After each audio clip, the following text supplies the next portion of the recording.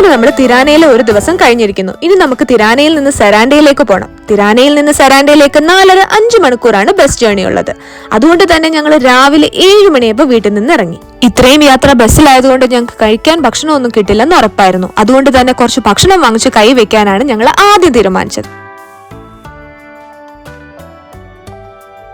എനിക്ക് അവിടെ നിന്നൊരു ചോക്ലേറ്റ് ക്രോസാനാണ് കിട്ടിയത്. തിരാന സിറ്റിയിൽ നിന്ന് സെറാൻഡയിലേക്ക് ഡയറക്റ്റ് ബസ് സർവീസ് ഇല്ല. അതിനാദ്യം സിറ്റി സെന്ററിൽ നിന്നും സൗത്ത് ആൻഡ് നോർത്ത് ടെർമിനലിലേക്ക് ബസ് പിടിക്കണം. സൗത്ത് ആൻഡ് നോർത്ത് ടെർമിനൽ എന്ന് പറഞ്ഞ സ്റ്റോപ്പിൽ നിന്ന് മാത്രമേ സെറാൻഡയ്ക്ക് ഡയറക്റ്റ് ബസ് ഉള്ളൂ. ഞങ്ങൾ നടന്ന് എത്തിയപ്പോൾ തന്നെ ബസ് കിട്ടിയതുകൊണ്ട് പുറത്തുള്ള വീഡിയോസ് എടുക്കാൻ പറ്റിയില്ല. സ്റ്റെപ്പ് നമ്പർ 2, സിറ്റി സെന്ററിൽ നിന്ന് സൗത്ത് ആൻഡ് നോർത്ത് ടെർമിനലിലേക്കുള്ള ബസ് കയറണം. അങ്ങനെ ഞങ്ങൾ അവിടെ എത്തിയപ്പോൾ തന്നെ സൗത്ത് ആൻഡ് നോർത്ത് ടെർമിനലിലേക്കുള്ള ബസ് കിട്ടി. സെറാൻഡ എന്ന് പറയുന്നത് അൽബേനിയയിലെ തന്നെ ഒരു ഫേമസ് ആയിട്ടുള്ള ഒരു ബീച്ച് സൈഡാണ്. ഞങ്ങൾ ഇറങ്ങിയപ്പോൾ അത്യാവശ്യം നല്ല മഴയുണ്ടായിരുന്നു. അങ്ങനെ ഒരു 20 മിനിറ്റ് ബസ്സിലിരുന്ന് ഞങ്ങൾ സൗത്ത് ആൻഡ് നോർത്ത് ടെർമിനലിൽ എത്തി. ഇവിടെ നിന്ന് വേണം നമുക്ക് സെറാൻഡയ്ക്ക് ടിക്കറ്റ് എടുക്കാൻ.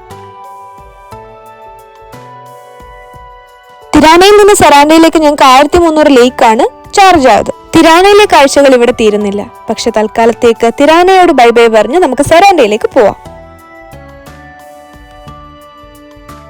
നല്ല മലയും പുഴയും ഒക്കെ ആയിട്ട് നല്ല ഭംഗിയുള്ള റൂട്ടായിരുന്നു സെറാൻഡയിലേക്കുള്ളത്. 5 മണിക്കൂർ യാത്രയുണ്ടെങ്കിൽ പോലും ഒരു നിമിഷം പോലും നമുക്ക് മുഷിപ്പ് തോന്നാത്ത അത്ര ഭംഗിയുള്ളൊരു യാത്ര.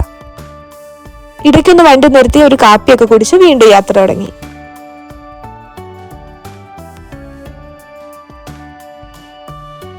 ബസ്സിൽ അത്യാവശ്യം നല്ല തിരക്കുണ്ടായിരുന്നു.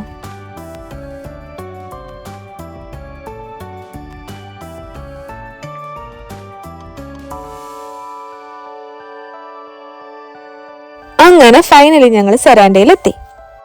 സെറാൻഡയിൽ എത്തിയപ്പോഴേക്കും നല്ല വെയിലായിരുന്നു. സെറാൻഡയിലെ സുന്ദര കാഴ്ചകൾ ഇനി അടുത്ത വീഡിയോയിൽ. വീഡിയോ ഇഷ്ടമായ ലൈക്ക്, ഷെയർ, സബ്സ്ക്രൈബ് ചെയ്യാൻ മറക്കല്ലേ. ബൈ.